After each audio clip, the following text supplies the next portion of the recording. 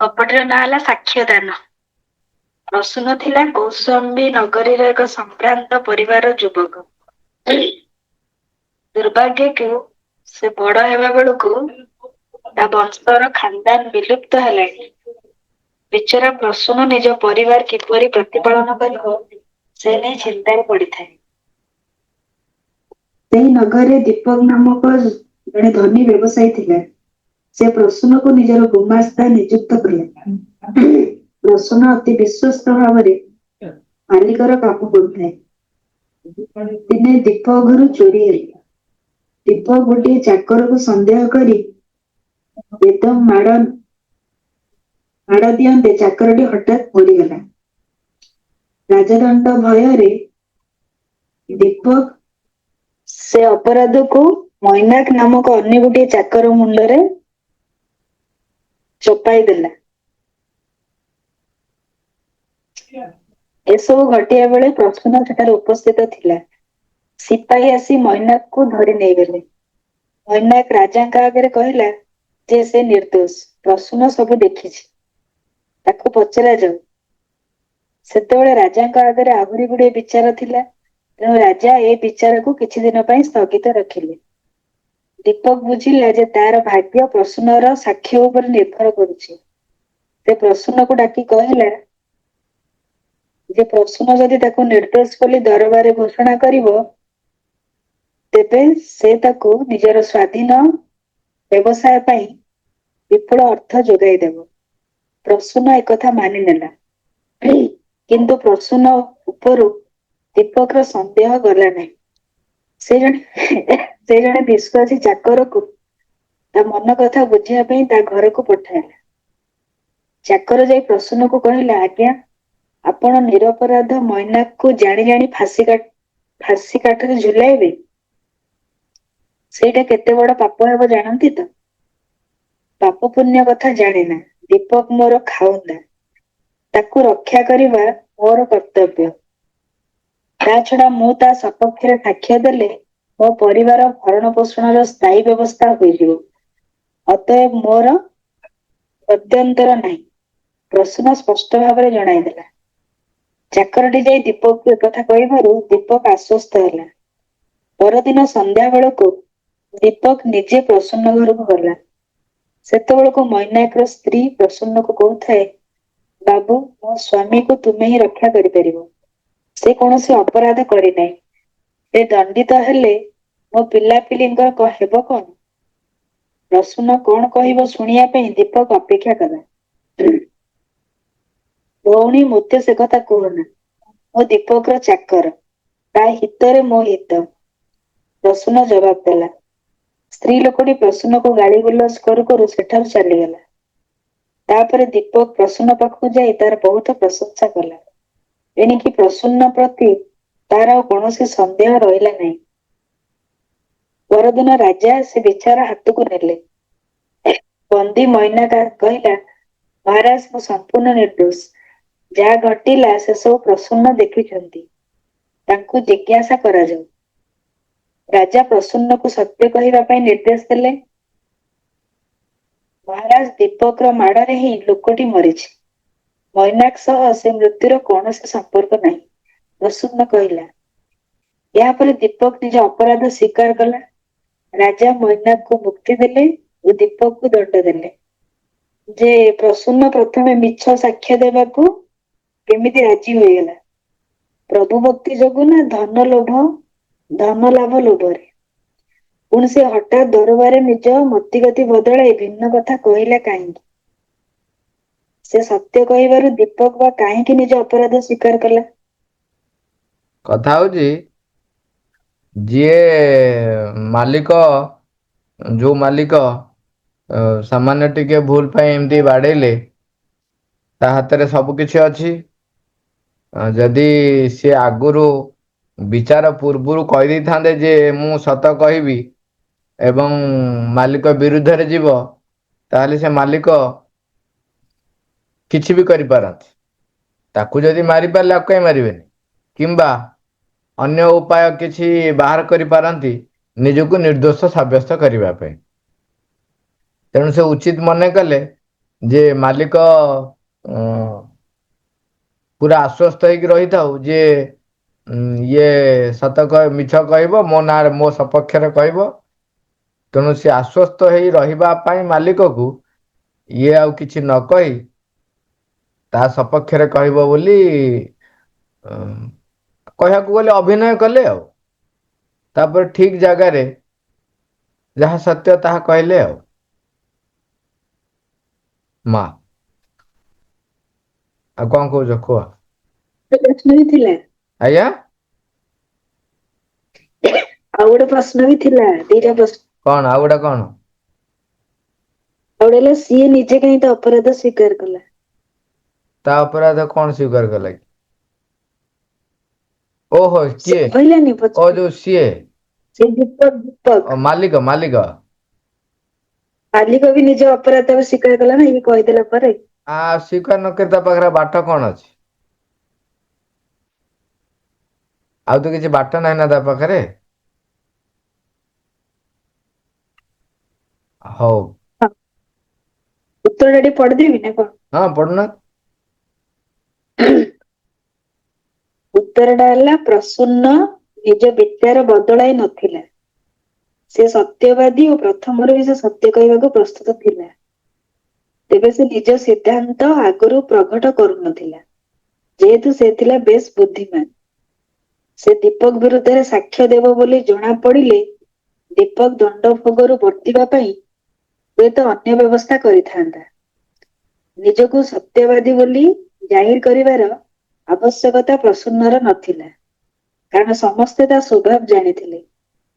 ମୈନାକର ସ୍ତ୍ରୀ ଆଗରେ ବି ସେ ପ୍ରକୃତରେ କି ସାକ୍ଷ୍ୟ ଦେବ ସେ କଥା ଆଗରୁ ଘୋଷଣା କରି ତାର କିଛି ଉପକାର କରିପାରି ନଥାନ୍ତା। ବାକି ଦୀପକ ଅପରାଧ ସ୍ୱୀକାର କରିବା କଥା। ପ୍ରସୂନ ଛଡା ଅନ୍ୟ ଚାକର ବାକର ମଧ୍ୟ ସତ୍ୟ କଥା ଜାଣିଥିଲେ। ପ୍ରସୂନକୁ ସେ ଅର୍ଥ ଲୋଭ ଦେଖାଇଥିଲା ଓ ପ୍ରସୂନ ଉପରେ ଆସ୍ଥା ରଖିଥିଲା। ଯେତେବେଳେ ତା ସତ୍ତ୍ୱେ ପ୍ରସୂନ ସତ କହିଲା, ଅନ୍ୟ କିଏ ବା କାହିଁକି ତା ସପକ୍ଷରେ ସାକ୍ଷ୍ୟ ଦେବ?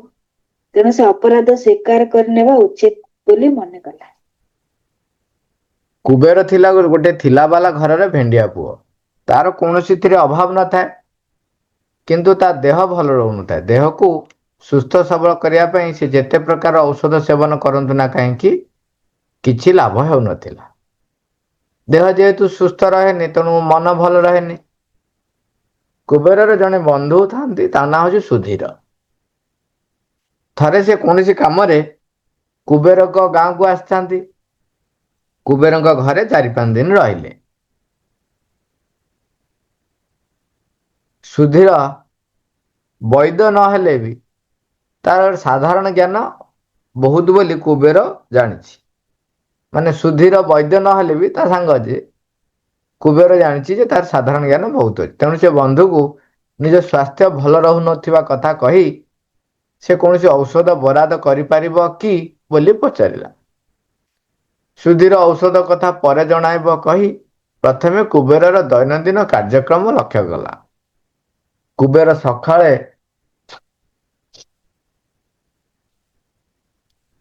ସୁଧୀର ଔଷଧ କଥା ପରେ ଜଣାଇବ କହି ପ୍ରଥମେ କୁବେରର ଦୈନନ୍ଦିନ କାର୍ଯ୍ୟକ୍ରମ ଲକ୍ଷ୍ୟ କଲା। କୁବେର ସକାଳେ ଜଳଖିଆ କରିସାରି ନିଜ ବ୍ୟବସାୟର ହିସାବ ପତ୍ର ତନଖିବାକୁ ବସିଯାଏ। ମଝିରେ ଥରେ ଫଳରସ ଗିଲାସେ ପିଏ। ଆଉ କିଛି ସମୟ କାମ କରି ଦିବା ଆହାର କରେ, ତାପରେ ଶୋଇପଡେ। ଅପରାହ୍ନ ଉଠି ନିଜ କର୍ମଚାରୀ ମାନଙ୍କ ଠାରୁ ବ୍ୟବସାୟର ହିସାବ ନିଏ। ସନ୍ଧ୍ୟାବେଳେ ବାପାଙ୍କୁ ସବୁ ହିସାବ ଦେଖାଏ ଓ ତାଙ୍କ ସହ ପରାମର୍ଶ କରେ। ନୈଶ ଆହାର ପରେ ଶୋଇବାକୁ ଗଲାବେଳେ ଆଉ ଗିଲାସେ ଫଳରସ ପିଏ। ଏ ହଉଛି ତାର ଦିନମାନର କାର୍ଯ୍ୟକ୍ରମ। ସବୁ ଦେଖି ସାରି ସୁଧୀର କହିଲା, ତୁମ ରୋଗ କଣ ମୁଁ ବୁଝିଛି। ଭାଇ ସୁଧୀର, କିଏ କହୁଛି? ବର୍ତ୍ତମାନ କୁବେର କହୁଛନ୍ତି। ଭାଇ ସୁଧୀର, ତୁମେ କଣ ବୁଝିଛ ମୁଁ ଜାଣିନା। କିନ୍ତୁ ମୁଁ ନିଶ୍ଚିତ ଯେ ମୋ ଭିତରେ କିଛି ଶକ୍ତ ବେମାର ଦେଖା ଦେଇଛି। ମୋତେ ଆଜିକାଲି ସୁସ୍ୱାଦୁ ଫଳରସ ମଧ୍ୟ ଭଲ ଲାଗୁନାହିଁ। ଏହିପରି ରୋଗ ଭୋଗି ଭୋଗି ସାରା ଜୀବନ ମୋର ଚାଲିଯିବ। ସୁଧୀର ହସି ଉଠିଲେ କହିଲେ, ଭାଇ ତୁମେ ଏମିତି ହତାଶ ହେଲେ ଚଳିବ। ତୁମ ରୋଗର ଔଷଧ ଅଛି, କିନ୍ତୁ ବର୍ତ୍ତମାନ ତୁମର ସାଙ୍ଗେ ସାଙ୍ଗେ ଜଳବାୟୁ ବଦଳେଇବା ଦରକାର। ତୁମେ ଆମ ଗାଁକୁ ମାସକ ପାଇଁ ଚାଲ, ତୁମକୁ ମୁଁ ଚିକିତ୍ସା କରି ଠିକ୍ କରିଦେବି। ସୁଧୀର କଥାରେ କୁବେରର ବିଶ୍ୱାସ ଆସିଲା। ସେ ବାପାଙ୍କ ଅନୁମତି ନେଇ ସୁଧୀରଙ୍କ ସହ ତାଙ୍କ ଗାଁକୁ ଗଲା। ସୁଧୀରଙ୍କ ଗାଁରେ ସେ ସମୟରେ ନାନାଦି ଗୀତ, ବାଦ୍ୟ ଓ ଅଭିନୟ ଚାଲିଥାଏ। ସେସବୁ କୁବେରକୁ ଭଲ ଲାଗିଲା। ପ୍ରତିଦିନ ସନ୍ଧ୍ୟାରେ ସେ ତା ବନ୍ଧୁ ସହ ସେସବୁ ଦେଖିବାକୁ ଯାଆନ୍ତି ଆଉ ଉପଭୋଗ କରେ। କୁବେର ଭିତରେ ସେସବୁ ମନୋରଞ୍ଜନ କାର୍ଯ୍ୟକ୍ରମ ପ୍ରତି ଉତ୍ସାହ ଦେଖି ସୁଧୀର କହିଲା, ଆଉ ଆମ ଗାଁର ଜଳବାୟୁ ତୁମର ଉପକାର କରୁଛି, ଏଥିରେ କିଛି ସନ୍ଦେହ ନାହିଁ। କୁବେର କହୁଛି, ହଁ ଭାଇ, ମୁଁ କାହିଁ ଆଗ ଭଳି ଏତେ ମାନ୍ଦା ଅନୁଭବ କରୁନାହିଁ। ତାପରେ ସୁଧୀର କହିଲେ, ଆଉ ଗୋଟେ ବଡ଼ ଖବର ଜାଣିଛ? ଆଜି ମୁଁ ହଠାତ୍ ଜଣେ ସାଧୁଙ୍କୁ ଭେଟିଛି। ତୁମ ସ୍ୱାସ୍ଥ୍ୟ ହାନିର ପ୍ରତିକାର ପାଇଁ ସେ ଗୋଟେ ଅମୋଘ ଔଷଧ ବତାଇ ଦେଇଛନ୍ତି। ବଣ ଭିତରେ ସେ ଗଛଟି ଅଛି, ତାରି ଚେର ଯଦି ଚୋବେଇବାକୁ ପଡ଼ିବ, ତାରି ଚେର ଯଦି ଆମେ ଆଣି ଚୋବେଇବ, ତେବେ ତୁମେ ନିଜେ ଭଲ ହେଇଯିବ। କିନ୍ତୁ ସର୍ତ୍ତ ଗୋଟିଏ, ତୁମେ ନିଜେ ଯାଇ ସେ ଗଛ ଉପାଡ଼ି ଆଣିବା ଦରକାର। ଆଉ ଯଦି ତୁମର କିଛି ଆପତ୍ତି ନଥାଏ, ଚାଲ ଏବେ ସାଙ୍ଗ ହିଁ ଯିବା। କୁବେର କହିଲା, ଆରେ ଯେଉଁଥିରେ ମୋର ବେମାର ଭଲ ହେବ ତାହା କରିବା ପାଇଁ ମୁଁ ଆପତ୍ତି କରିବି କାହିଁକି? ଚାଲ ସାଙ୍ଗେ ସାଙ୍ଗେ ଯିବା। ସୁଧୀର କହିଲା, ବେଶ ଭଲ କଥା। ଦୁଇ ମିତ୍ର ବାହାରିଲେ ଜଙ୍ଗଲ ଅଭିମୁଖେ। ସୁଧୀର ଚଞ୍ଚଳ ଗତିରେ ବାଟ ଚାଲୁଥାଏ। କୁବେର କିନ୍ତୁ ଥକି ପଡ଼ି ମଝିରେ ମଝିରେ ରହିଯାଉଥାଏ। ସୁଧୀର କୁବେର କହୁଛି, ଆରେ ଭାଇ, ତୁମେ ତ ମୋରି ବୟସର, ଆଉ ଥକି ପଡୁଛ କାହିଁକି? ଚାଲ ଶୀଘ୍ର ଶୀଘ୍ର ଆସ। କୁବେର କହୁଛି, ମୋ ସ୍ୱାସ୍ଥ୍ୟ ତୁମ ଭଳି ହୋଇଥିଲେ ମୁଁ କିପରି ବାଟ ଚାଲିପାରନ୍ତି ଦେଖନ୍ତ। ସେଠୁ ସୁଧୀର କହିଲେ, ତୁମ ସ୍ୱାସ୍ଥ୍ୟ ଭଲ କରିବା ଉଦ୍ଦେଶ୍ୟରେ ହିଁ ତ ଏ ଯାତ୍ରା। ଆଉ ତୁମେ ଶୀଘ୍ର ନ ଚାଲିଲେ ଆମେ ସନ୍ଧ୍ୟା ପୂର୍ବରୁ ଫେରିବା କିପରି? ନହେଲେ ଜଙ୍ଗଲରେ ରହିଯିବା ଯେ। ଏଥର କୁବେର ତରତରରେ ବାଟ ଚାଲିଲା। ଦୁହେଁ ଦୁଇ ପହର ବେଳକୁ ବଣ ଭିତରେ ପହଞ୍ଚିଲେ। ସୁଧୀର ଗୋଟିଏ ଚାରା ଗଛ ଦେଖାଇ କହିଲା, ଏଇ ହେଲା ସେ ଔଷଧ ଗଛ, ତୁମେ ଏହାକୁ ଉତ୍ପାଟନ କର। କୁବେର ଦୁଇ ହାତରେ ଗଛକୁ ଧରି ବହୁ କଷ୍ଟରେ ତାକୁ ଉତ୍ପାଟିତ କଲା। ସୁଧୀର ସେ ଗୋଟିକୁ ଝରଣା ପାଣିରେ ଧୋଇ ବନ୍ଧୁକୁ ତାର ରସ ପିଆଇଲା। ସୁଧୀର କହିଲା, ଚାଲ ଏଥର ଫେରିଯିବା। କୁବେର କହିଲା, କିନ୍ତୁ ଭାଇ, ମୋତେ ବଡ଼ ଭୋକ। କିଛି ପେଟରେ ନ ପକାଇ ବାଟ ଚାଲିବା ମୋ ପକ୍ଷରେ ଅସମ୍ଭବ। ସେଠୁ ସୁଧୀର କହିଲେ, ଆରେ ଭାଇ, ତୁମକୁ ଆଜିକାଲି ସେମିତି ବେଶୀ ଭୋକ ଲାଗେ ନାହିଁ ବୋଲି ମୁଁ ସାଥିରେ କିଛି ଖାଇବା ଜିନିଷ ଆଣିଲି ନାହିଁ ଯେ। ତୁମେ ତ କହୁଥିଲ ଯେ ତୁମକୁ ଆଜିକାଲି ଭୋକ ଲାଗୁନାହିଁ। ତେବେ ହଉ, ଗୋଟେ କାମ କରିବା, ନିକଟରେ ଗୋଟେ ଭିଲ୍ ବସ୍ତି ଅଛି, ଚାଲ ସେଠାରେ ଯାହା ମିଳିବ ଖାଇବା। ଦୁହେଁ ଚାଲି ଚାଲି ଯାଇ ଭିଲ୍ ବସ୍ତିରେ ପହଞ୍ଚିଲେ। ସେତେବେଳକୁ କୁବେରକୁ ଆହୁରି ହାଲିଆ ଲାଗିଲାଣି। ଭିଲ୍ ସର୍ଦ୍ଦାର ସେମାନଙ୍କୁ ସ୍ୱାଗତ କରି ମୋଟା ଚାଉଳର ଭାତ ଓ କିଛି ପରିବା ସିଝା ଖୁଆଇଲା। ଭୋକିଲା କୁବେରକୁ ଏ ଖାଦ୍ୟ ତ ଅମୃତ ଭଳି ସୁଆଦିଆ ଲାଗିଲା। ସେ ପେଟ ଭରି ଖାଇଲା। ତାପରେ ଦୁହେଁ ତାଙ୍କରି ଘରେ ଶୋଇଗଲେ। ବେଳ ରାତା ରାତା ସେମାନଙ୍କର ନିଦ ଭାଙ୍ଗିଲା। କୁବେର କହିଲା, ଭାଇ, ଜୀବନରେ ଏଡେ ଭଲ ନିଦ ମୋତେ କେବେ କାହିଁ ହେଇନଥିଲା। ସେ ଔଷଧ ନିଶ୍ଚୟ ଖୁବ୍ କାମ ଦେଉଛି। ସେତେବେଳେ ସେମାନେ ଆସି ଘରେ ପହଞ୍ଚିବା ବେଳକୁ ଗୁଡ଼ାଏ ପରିଶ୍ରମ ହୋଇଥାଏ। ଖାଇ ପିଇ ଦିହେଁ ଶୋଇଲେ। ରାତିରେ ମଧ୍ୟ କୁବେରକୁ ଖୁବ୍ ଗଭୀର ନିଦ ହେଲା। ସକାଳେ ସୁଧୀର କହିଲେ, କୁବେର, ଏଥର ତୁମେ ସୁସ୍ଥ। ଏଣିକି ତୁମର ପ୍ରକୃତ ରୋଗ ଓ ତାର ଚିକିତ୍ସା କଥା କହୁଛି ଶୁଣ। ଖାଦ୍ୟରେ ରୁଚି ହେବା ପାଇଁ ପ୍ରଥମେ ଭୋକ ହେବା ଦରକାର। ଭୋକ ପାଇଁ ଲୋଡ଼ା ହେଉଛି ଶାରୀରିକ ପରିଶ୍ରମ। ପରିଶ୍ରମ ନହେଲେ ବି ପରିଶ୍ରମ ନ କଲେ ନିଦ ବି ଭଲ ହୁଏ ନାହିଁ। ଇଏ ଗଲା ତ ଦେହର କଥା। ଦେହ ସହ ମନର ଗଭୀର ସମ୍ପର୍କ ରହିଛି। ମନକୁ ତାଜା ରଖିବାକୁ ହେଲେ କୌଣସି ସାଂସ୍କୃତିକ ବିଷୟରେ ଆଗ୍ରହ ଥିବା ଦରକାର। ସବୁବେଳେ କିଛି ନୂତନ ନୂତନ କାର୍ଯ୍ୟ କରିବା ଦରକାର। ଯେପରିକି କିଛି ନୃତ୍ୟ, କିଛି ବାଦ୍ୟ ଶୁଣିବା କିମ୍ବା କିଛି ନିଜେ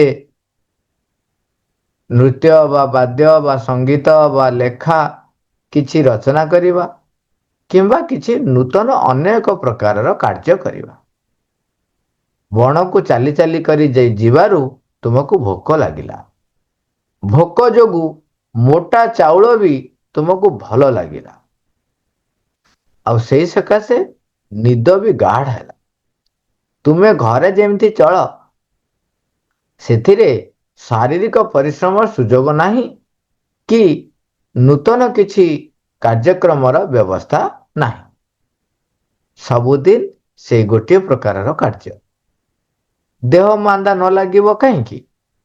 ମୁଁ ପ୍ରଥମରୁ କଥା କହିଥିଲେ ତୁମେ ହୁଏତ ମୋ କଥା ବିଶ୍ୱାସ କରିନଥାନ୍ତ, ମୋ କଥାରେ ପରତେ ବି ଯାଇନଥାନ୍ତ। ତେଣୁ ଏଠାକୁ ଆସି ଔଷଧ ସଂଗ୍ରହ ଆଳରେ ତୁମକୁ ପ୍ରକୃତ କଥା ବୁଝାଇଦେଲି। କୁବେର ଏଥର ସବୁ ବୁଝିପାରିଲା। ଘରକୁ ଫେରିଯାଇ ସେ ତାର ଦୈନନ୍ଦିନ କାର୍ଯ୍ୟକ୍ରମ ବଦଳାଇ ଦେଇ ସବୁଦିନ ବ୍ୟାୟାମ କରେ। ଗାଁରେ ସାଂସ୍କୃତିକ ଅନୁଷ୍ଠାନରେ କେବେ କେବେ ଯୋଗ ଦିଏ। ବର୍ତ୍ତମାନ ତାର ଦେହ ମନ ସବୁ ଭଲ। ଏବେ ସେ ଜଣେ ଆଦର୍ଶ ଯୁବକ। ମା ଏଇ କାହାଣୀଟି ନିଜକୁ ଚିହ୍ନିବା ଏବଂ କାର୍ଯ୍ୟକ୍ରମରେ ନୂତନତ୍ୱ ରଖିବା, ଇଏ ଥିଲା ମୂଳ ସାରାଂଶ। ଆମେ ମାଙ୍କ କଥାଟିକୁ ମନେ ପକାଇବା। ମା କହୁଛନ୍ତି, ତୁମେ ତୃପ୍ତି ପାଇଁ କାର୍ଯ୍ୟ କର ନାହିଁ, କାର୍ଯ୍ୟ ମଧ୍ୟରେ ତୃପ୍ତି ପାଅ। ତେଣୁ ଯୋଉ କାର୍ଯ୍ୟ ଏମିତି ଘଷା ପିଟା କାମ କରୁଛନ୍ତି, ହଁ ଚାଲିଛି ଚାଲିଛି ଚାଲୁ, ତା ଭିତରେ ନୂତନତ୍ୱ ଆଣିଲେ ଯୋଉ କାର୍ଯ୍ୟ ଆପଣ କରୁଛନ୍ତି, ନୂତନତ୍ୱ ତାପରେ ଆଉ କିଛି ନୂଆ ନୂଆ ଭାବି ନୂଆ ନୂଆ କିଛି କରିଚାଲିଲେ ସେ କାର୍ଯ୍ୟକ୍ରମ ତୁମକୁ ଆଉ ଯୋଉ ନିରସ ଲାଗିବ ନାହିଁ। ଏବଂ ତା ସହିତ ଆଉ ଗୋଟେ କଥା ଯୋଉଟା ଆମେ ମନେ ରଖିବା, ଯେ ଆମର ଯୋଉ ସ୍ଥୂଳ ଶରୀର, ତାର କାର୍ଯ୍ୟ କରିବା ଲୋଡ଼ା, ଶାରୀରିକ ଶ୍ରମ ଆବଶ୍ୟକ। ତେଣୁ ଦୈନନ୍ଦିନ କିଛି ଶାରୀରିକ ପରିଶ୍ରମ କରିବେ। ଆମେ ସେଥିପାଇଁ କେତେବେଳେ ଅଭ୍ୟାସ କରନ୍ତି, ଯେମିତି ବ୍ୟାୟାମ କରିବା। ଏବଂ ମହାରାଜ କହୁଛନ୍ତି, ଗୋଟିଏ ଘଣ୍ଟା ନିଃସ୍ୱାର୍ଥପର କର୍ମ କରିବା। ଆଉ ଘଣ୍ଟାଟେ ଅଧ୍ୟବସାୟ ବହି ପଢ଼ିବେ, ପାଠଚକ୍ରରେ ବସିବେ, ଶୁଣିବେ ଏବଂ ପ୍ରତ୍ୟହ 2 ଥର ନାମ ଜପ କରିବା। ଏସବୁ ଆମର ଶରୀର, ମନ, ପ୍ରାଣ ସବୁ କିଛିକୁ ସୁସ୍ଥ ରଖିବାରେ ବହୁତ ସାହାଯ୍ୟ କରିବ। ମା Thank you all. Au revoir.